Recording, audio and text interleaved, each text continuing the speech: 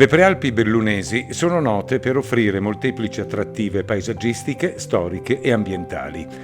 Tra le eccellenze naturalistiche, un posto d'onore è riservato agli alberi monumentali, che rappresentano il nostro passato e le nostre radici. Tra i numerosi esemplari censiti in provincia, uno dei più famosi è senz'altro il Tiglio monumentale di Stabie, posto in una bella radura in località Giaroni.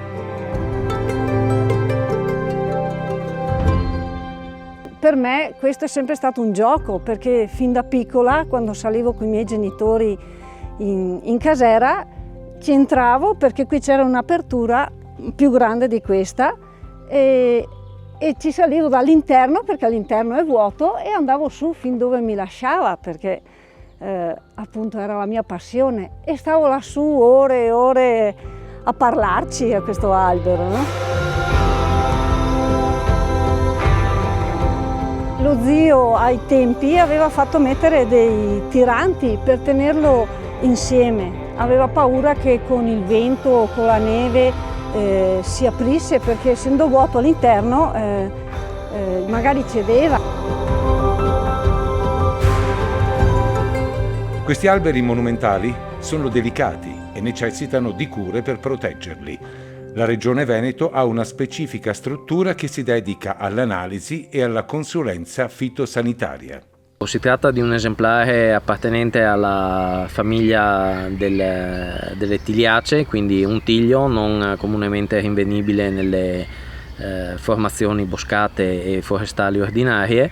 È una pianta di dimensioni importanti, con età stimata tra i 250 e i 300 anni e iscritta nel Registro Nazionale delle Piante Monumentali. Dal punto di vista fitosanitario l'esemplare si presenta in buone condizioni, è affetto da maculatura bruna foliare, un fungo che dà un po' di fastidio al fogliame del tiglio, ma non in maniera così importante. Ha anche un po' di carie interna dovuta a funghi che però non intaccano la vitalità della pianta e il suo stato comunque andrebbe valutato dal punto di vista statico per poterne preservare al meglio la longevità.